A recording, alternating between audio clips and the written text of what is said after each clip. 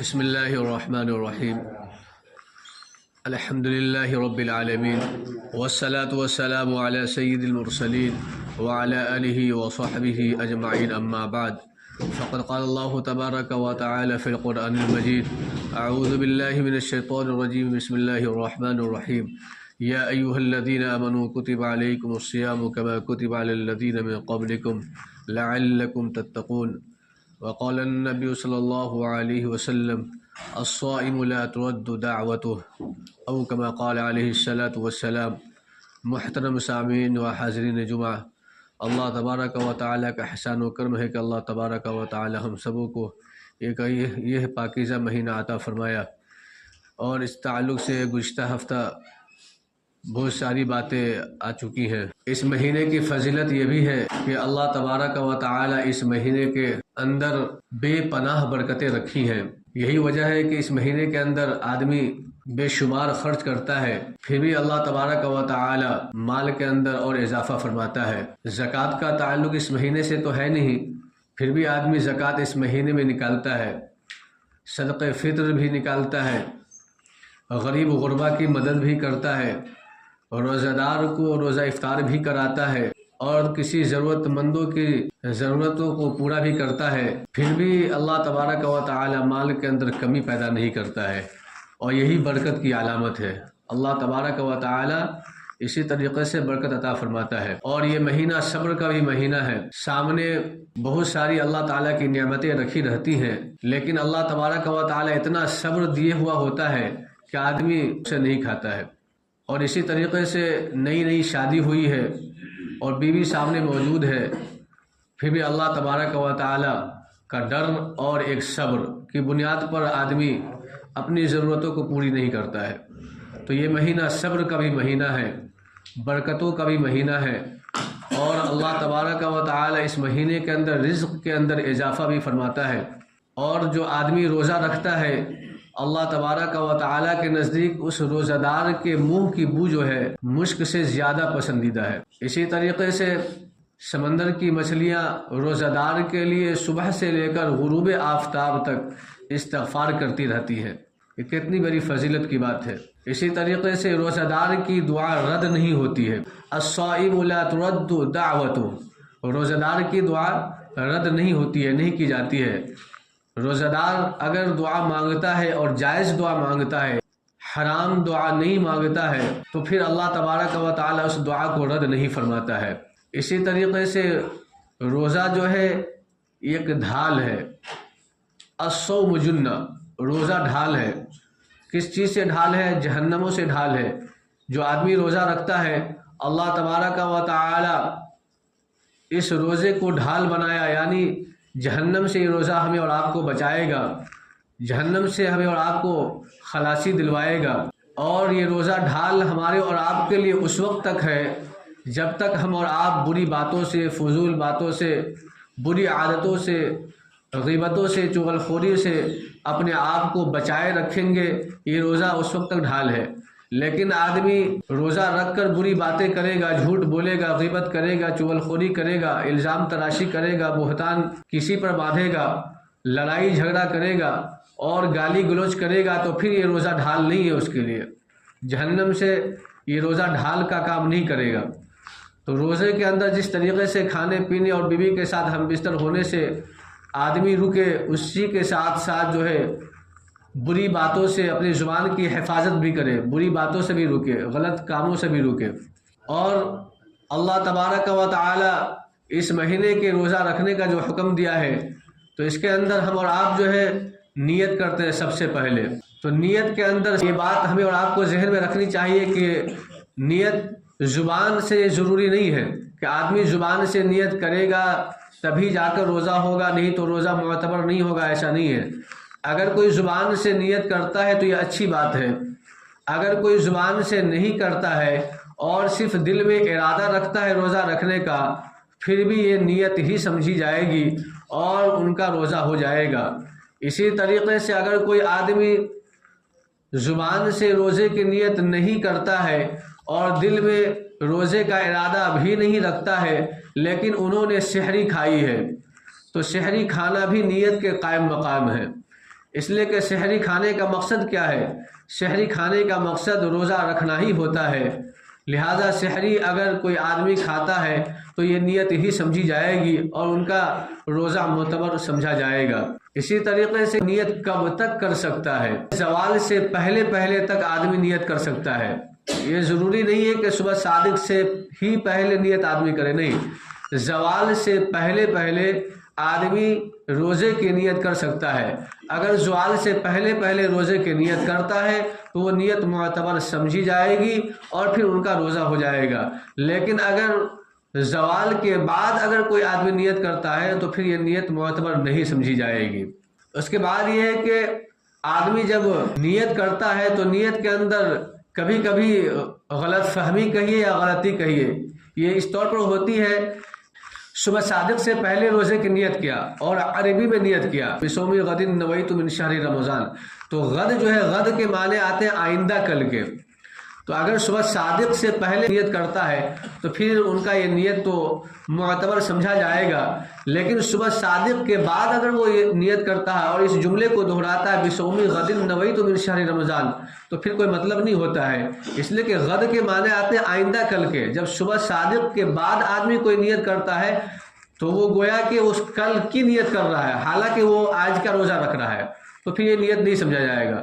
میں آج کے روزے کی نیت کرتا ہوں، اس طریقے سے آپ نیت کر سکتے ہیں۔ تو صبح صادق کے بعد اگر روزے کی نیت کوئی کرتا ہے تو آدمی نیت کرے کہ میں آج کے روزے کی نیت کرتا ہوں۔ اگر صبح صادق سے پہلے اگر کوئی آدمی روزے کی نیت کرتا ہے تو آدمی یہ نیت کرے کہ میں کل کے روزے کی نیت کرتا ہوں۔ تو ان دونوں کے اندر فرق ہونی چاہیے، لیکن فرق اس میں عام طور پر نہیں ہوتا ہے اس وقت جب وہ عربی کا جملہ جو بصوم غد نویت من شہر رمضان جو کہتے ہیں، تو صبح صادق کے بعد بھی یہی جملے کو دہرا لیا جاتا ہے اور صبح صادق سے پہلے بھی، یہ غلط طریقہ ہے۔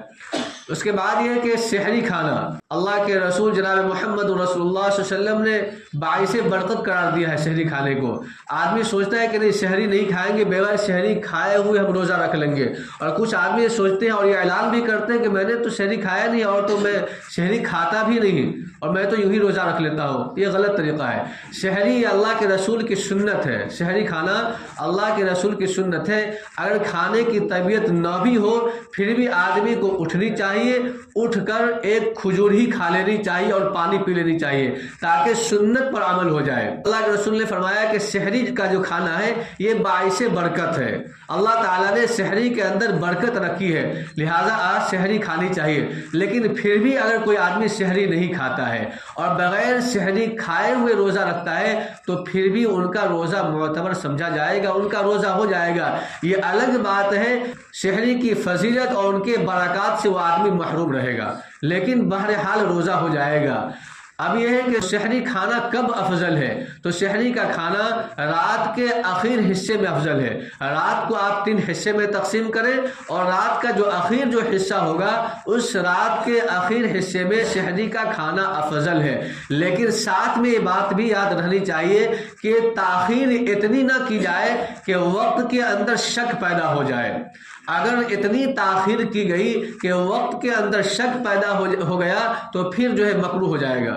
تو اتنی بھی تاخیر نہ کی جائے کہ وقت کے اندر شک پیدا ہو جائے، لہذا صبح صادق سے پہلے 5 7 8 10 منٹ پہلے آدمی کو سحری کھانے سے فارغ ہو جانی چاہیے تاکہ وقت کے اندر کوئی شک و شبہ کی گنجائش باقی نہ رہے۔ اسی طریقے سے سحری کب تک کھائی جا سکتی ہے؟ آدمی کا مزاج بنا ہوا ہے کہ سحری اس وقت تک کھائی جا سکتی ہے جب تک اذان نہ ہو۔ ایک آدمی کا مزاج بنا ہوا، یہ غلط مزاج ہے، اس لیے کہ سحری کھانے کا تعلق اذان سے نہیں ہے بلکہ سحری کھانے کا تعلق صبح صادق سے ہے، اور اذان جو ہوتی ہے صبح صادق سے پہلے نہیں ہوتی ہے بلکہ اذان صبح صادق کے بعد ہوتی ہے۔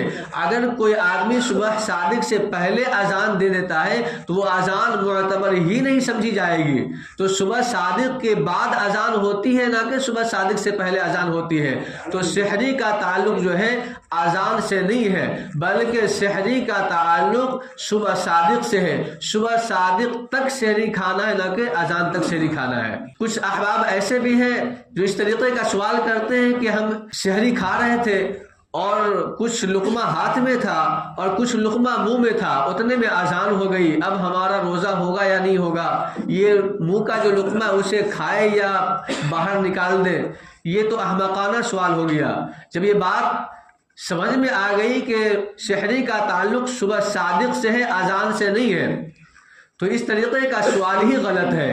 اگر پھر بھی اس طریقے کا سوال پیدا ہوتا ہے تو یہ بات ذہن میں رکھنی چاہیے کہ سحری اذان تک نہیں کھائی جائے گی، بلکہ سحری صبح صادق تک کھائی جائے گی، لہٰذا اذان کا انتظار نہ کیا جائے، بلکہ ٹائم ٹیبل جو آپ کے پاس ہے اس ٹائم ٹیبل میں آپ دیکھیں کہ صبح صادق کا وقت کب تک ہے۔ جب صبح صادق کا وقت جو وقت متعین ہے، جو وقت ہے، اس وقت سے پہلے انسان کو فارغ ہو جانی چاہیے، اس وقت سے پہلے انسان کو سحری کھانے سے فارغ ہو جانی چاہیے۔ یہ تو سحری کھانے کے تعلق سے باتیں آ گئی۔ اس کے بعد یہ ہے کہ جب آدمی روزہ رکھا تو روزہ رکھنے کے اندر بہت سارے کاموں سے ہمیں اور آپ کو بچانا ہے۔ جس طریقے سے گزشتہ ہفتے باتیں آئی کہ کھانے پینے اور بیوی کے ساتھ ہم بستری کرنے سے اپنے آپ کو روکنا، اور اسی طریقے سے غلط باتوں سے اپنے آپ کو روکنا، ان تمام چیزوں سے رکے رہنے کا نام جو ہے روزہ ہے۔ اس کے بعد یہ کہ دوران روزہ کبھی کبھی ایسا ہوا روزے کی حالت میں دانت سے یا منہ سے خون نکل آیا، تو اب یہاں پر روزے کا کیا حکم ہے؟ تو یہاں پر یہ بات دیکھی جائے گی کہ وہ جو منہ سے یا دانت سے جو خون نکلا ہے وہ خون حلق کے اندر گیا یا نہیں گیا۔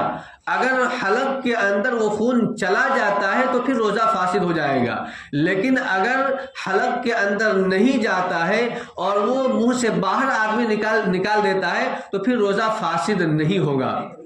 اسی طریقے سے کبھی کبھی بھوک کی شدت کی بنیاد پر یا کسی طریقے سے آدمی کو قے ہو گیا، الٹی ہو جاتی ہے، روزے کی حالت میں الٹی آ جائے تو پھر روزے کا کیا حکم ہے؟ تو یہاں پہ یہ بات دیکھی جائے گی کہ الٹی جو آئی ہے یا الٹی کی گئی ہے۔ اگر الٹی آئی ہے یعنی خود بخود قے ہو گئی ہے تو اس صورت میں روزہ نہیں ٹوٹے گا، خواہ الٹی یعنی قے تھوڑی ہو یا زیادہ ہو، منہ بھر کر ہو یا منہ بھر سے کم ہو، اس کسی بھی صورت میں روزہ نہیں ٹوٹے گا۔ یہ کب؟ جب الٹی خود بخود ہو، خود بخود الٹی آئے۔ لیکن اگر کوئی آدمی جان بوجھ کر الٹی کرتا ہے تو اس صورت میں اب یہ بات دیکھی جائے گی کہ الٹی تھوڑی ہے یا زیادہ ہے، مطلب یہ کہ الٹی کم ہے یا اتنی الٹی ہے کہ منہ بھر جائے۔ اگر الٹی کم ہے تو روزے پر کوئی اثر نہیں پڑے گا، اگر اتنی الٹی ہے کہ جس سے منہ بھر جائے گا تو پھر روزہ ٹوٹ جائے گا۔ یہ کب؟ یہ اس صورت میں جب الٹی جان بوجھ کر کی گئی۔ اسی طریقے سے روزے کی حالت میں انجیکشن لگوانا، روزے کی حالت میں انجیکشن لگوانے سے روزہ فاسد نہیں ہوتا ہے، روزہ نہیں ٹوٹتا ہے، خواہ وہ انجیکشن گوشت کے اندر لگایا جائے یا انجیکشن نس یعنی رگ کے اندر لگایا جائے، بہرحال روزہ نہیں ٹوٹے گا۔ لیکن ساتھ میں یہ بات بھی ذہن میں رہنی چاہیے، اگر انجیکشن اس طریقے سے لگایا جائے کہ براہ راست اس انجیکشن کا تعلق دماغ اور پیٹ سے ہو تو پھر روزہ ٹوٹ جائے گا۔ اگر دماغ اور پیٹ سے براہ راست اس کا تعلق نہیں ہے تو روزہ نہیں ٹوٹے گا، خواہ انجیکشن گوشت میں لگایا جائے یا رگ یعنی نس میں لگایا جائے، روزہ نہیں ٹوٹے گا۔ اسی طریقے سے آدمی بیمار ہے اور خون نکلوانا ہے، ٹیسٹ کروانا ہے، تو خون ٹیسٹ کروانے کی بھی وجہ سے روزے پر کوئی اثر نہیں پڑے گا۔ لیکن یہ بات ذہن میں رہنی چاہیے کہ اتنا خون روزے کی حالت میں نہ نکلوائے کہ کمزوری غالب آ جائے، کمزوری محسوس ہو، اتنا خون نہیں نکلوانی چاہیے۔ اسی طریقے سے کوئی ٹیکا لگوایا تو ٹیکا لگوانے سے بھی روزے پر کوئی اثر نہیں پڑے گا۔ اسی طریقے سے کوئی آدمی روزے کی حالت میں گلوکوز چڑھواتا ہے تو گلوکوز چڑھوانے کی بھی وجہ سے روزے پر کچھ اثر نہیں پڑے گا۔ لیکن یہاں پر فقہ نے ایک بات لکھی ہے گلوکوز کے تعلق سے کہ بلا ضرورت گلوکوز نہ چڑھوایا جائے۔ اور انجیکشن کے تعلق سے ایک بات اور بھی ذہن میں رکھیں کہ اگر کوئی آدمی طاقت پہنچانے کے لیے انجیکشن لگواتا ہے اور بلا ضرورت انجیکشن لگواتا ہے کہ روزے کی اگر روزہ محسوس نہیں ہو تو اس طریقے سے بھی کرنا پسندیدہ عمل نہیں ہے. لیکن کوئی بیمار وغیرہ ہے تو پھر انجیکشن لگواتا ہے تو پھر اس سے کوئی اثر روزے پر نہیں پڑے گا. اسی طریقے سے روزے کی حالت میں بام جو لگاتے ہیں، بام جھنڈو بم وغیرہ جو ہوتا ہے وہ لگاتے ہیں، یہاں لگایا سر میں کہیں بھی لگایا، اس سے بھی روزے پر کچھ اثر نہیں پڑے گا. اسی طریقے سے بعض احباب پوچھتے ہیں تیل لگانا، خوشبودار تیل لگائے یا بغیر خوشبودار تیل لگائے. تیل لگانے سے روزہ نہیں ٹوٹے گا، عطر لگانے سے روزہ نہیں ٹوٹے گا. یہ غلط فہمی عام طور پر پائی جاتی ہے کہ اس طریقے سے روزہ ٹوٹ جائے گا. بعض احباب بولتے ہیں ناخن کاٹے یا نہ کاٹے، مونچھ کاٹے نہ کاٹے، زیر ناف صاف کرے نہ کرے. یہ بالکل غلط بات ہے. ناخن تو ہر ہفتے آپ کو کاٹنا ہے، یعنی ہر جمعے کے دن ناخن کا کاٹنا مستحب ہے. لہذا ناخن ہر ہفتے کاٹا جائے گا، روزے پر اس کا کوئی اثر نہ پڑے گا. بال کٹوایا جائے، مونچھ کاٹا جائے، اس سے روزے پر کچھ اثر نہ پڑے گا. اسی طریقے سے زیر ناف اور زیر بغل صاف کرنا، اگر 40 دن سے زیادہ اگر ہو جاتا ہے تو پھر وہ گناہ کبیرہ کا مرتکب ہو جاتا ہے. پیارے نبی جناب محمد رسول اللہ صلی اللہ علیہ وسلم 20 دن کے اندر ہی زیر ناف صاف کر لیا کرتے تھے. لہذا زیر ناف صاف کرنا اس روزے کی حالت میں غلط نہیں ہے، روزے پر اس کا کوئی اثر نہیں پڑے گا، روزے پر اس کا کوئی اثر نہیں پڑے گا. اسی طریقے سے اگر کوئی آدمی ایسا ہے رات میں کھایا سویا، کھا کر سو گیا اور سونے کے بعد احتلام ہو گیا، یا یہ کہ وہ آدمی بیوی سے مل لیا، بیوی سے ہم بستری کر لیا اور اس کی آنکھ کھلی سحری کے وقت اور وہ اتنا وقت ملا کہ وہ سحری کھائے گا، اگر سحری نہ کھائے اور غسل کرتا ہے تو صبح صادق ہو جاتا ہے، تو اب وہ کیا کرے گا؟ تو کیا کرے گا؟ تو وہ سحری کھائے گا. کیا کرے گا؟ وہ پہلے سحری کھائے گا، سحری کھانے کے بعد پھر وہ غسل کر لے گا. جائے کہ صبح صادق کیوں نہ ہو جائے، صبح صادق کے بعد بھی اگر ہو جائے تو وہ غسل کرے گا، غسل کر کے وہ پھر نماز پڑھے گا. لیکن اگر کوئی جان بوجھ کر ناپاکی کی حالت میں رہا اور تاخیر کرتا رہا تو پھر روزے کے اندر کراہت آ جائے گی. جان بوجھ کر ناپاکی کی حالت میں رہنا مناسب نہیں ہے، بلکہ کراہت سے خالی نہیں ہے، کراہت آ جائے گی. اسی طریقے سے اگر کوئی عورت ایسی ہے کہ نفاس والی عورت ہے یا حائضہ عورت ہے، حیض والی عورت ہے، نفاس کا خون بولتے ہیں جو بچے کی پیدائش کے بعد جو خون آتا ہے وہ اس کی اکثر مدت یعنی 40 دن مدت ہے، زیادہ سے زیادہ مدت 40 دن ہے اور کم کی کوئی مدت نہیں ہے.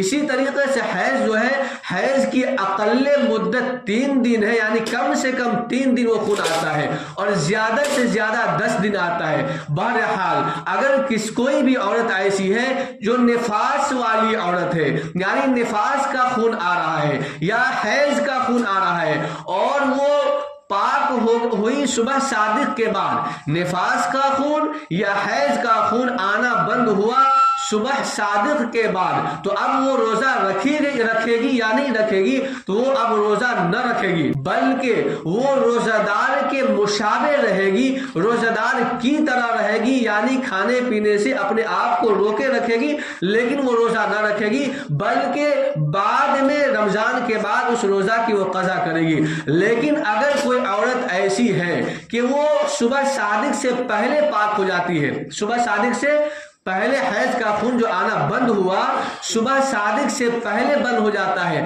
صبح صادق سے پہلے وہ عورت پاک ہو جاتی ہے، تو اب یہاں پر کچھ قدر تفصیل ہے. قدر تفصیل کیا ہے؟ تفصیل یہ ہے کہ اس عورت کا خون جو آنا بند ہوا ہے حیض کا، وہ اکثر مدت میں یا اکثر مدت سے پہلے، یعنی حیض کا جو خون ہے کتنا مدت تھا؟ اکثر مدت 10 دن.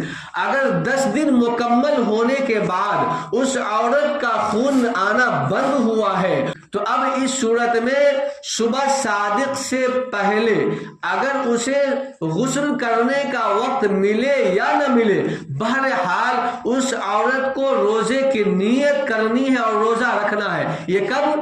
10 دن مکمل خون آنے کے بعد خون آنا بند ہوا ہے تو اس صورت میں اسے غسل کرنے کا وقت صبح صادق سے پہلے ملے یا نہ ملے، انہیں روزہ رکھنا ضروری ہے اور وہ روزہ رکھے گی، نیت کرے گی۔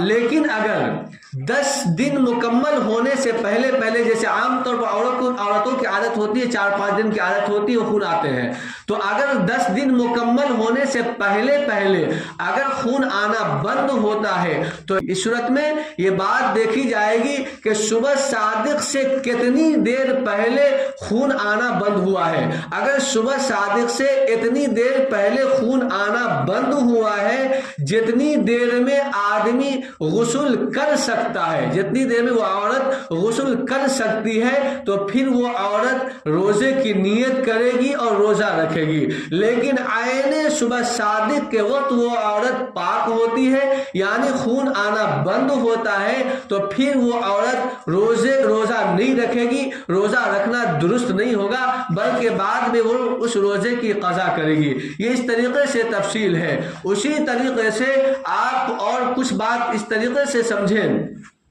کہ آدمی شہری کھایا اور شہری کھانے کے بعد دانت کے اندر کوئی چیز اٹک کے رہ گئی اور اٹکنے کے بعد صبح صادق کے بعد زبان سے اس چیز کو حرکت دی گئی اور حرکت دینے کے بعد وہ چیز حلق کے اندر چلی گئی تو روزہ فاسد ہوگا یا نہیں ہوگا؟ تو یہاں پر یہ بات دیکھی جائے گی کہ دانت کے اندر جو چیزیں اٹکی ہوئی تھی اس کی مقدار کیا تھی۔ اگر اس کی مقدار چنے سے کم تھی یا چنے کے برابر تھی، چنا جسے بوٹ بولتے ہیں آپ، تو اگر چنے سے کم اس کی مقدار تھی اور زبان سے حرکت دے کر وہ حلق کے اندر چلا جاتا ہے تو روزے پر کچھ اثر نہیں پڑے گا۔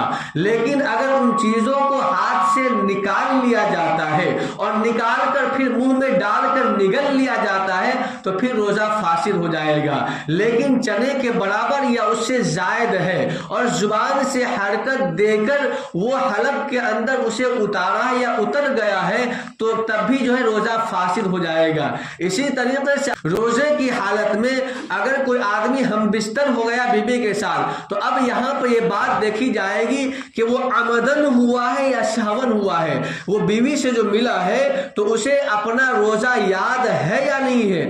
اگر وہ بھول کر بیوی سے ملا ہے تو پھر اس سے جو ہے روزہ فاسد نہیں ہوگا۔ لیکن اگر کوئی آدمی وہ عمدن ملا ہے تو روزہ بھی فاسد ہوگا اور کفارہ بھی لازم ہوگا۔ روزہ فاسد ہوگا، فاسد ہونے کی وجہ سے اس پر ایک روزہ قضا لازم ہوگا، اور چونکہ یہ بیوی کے ساتھ یہ عمدن ملا ہے تو جرمانے کے طور پر اسے 60 روزہ رکھنا پڑے گا اور مسلسل رکھنا پڑے گا، بیچ میں ناغہ بالکل نہیں ہونی چاہیے۔ اگر کوئی آدمی کے اوپر کفارہ لازم ہو جاتا ہے تو ٹوٹل 61 روزہ اس پر ضروری ہو جاتا ہے۔ 60 روزہ مسلسل ایک ساتھ رکھنا ہے۔